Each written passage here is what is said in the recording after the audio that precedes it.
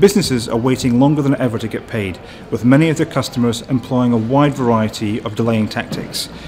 It's estimated that 96% of businesses at some time or other in the last 12 months will have to reissue invoices because of problems with cheques getting lost in the post and other excuses.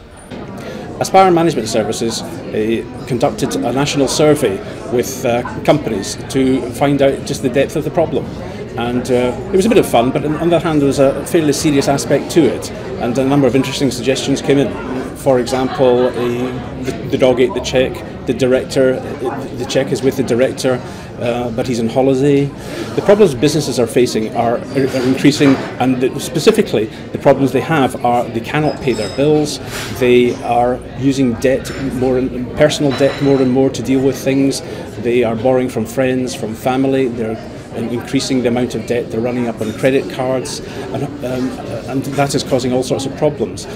Recent research by the Institute of Chartered Accountants of Scotland has indicated that businesses are facing increased levels of fraud. Employees who may have relatives who have debt problems, who normally would be perfectly honest, are having to resort to crime to cover their costs and to actually live.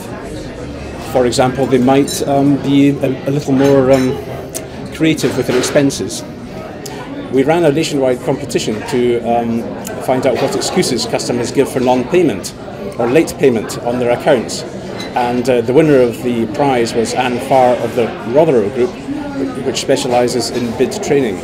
At Rothera Group we meet companies of all different sizes and shapes. We do most of our work with them before they win contracts at the bid and proposal training stage, so we're very interested to hear how the contract progresses.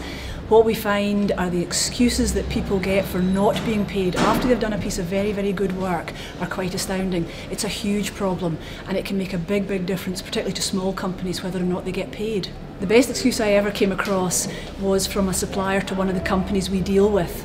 It was, I can either pay you or I can feed my children this weekend, and that really is one of the best excuses I've ever come across.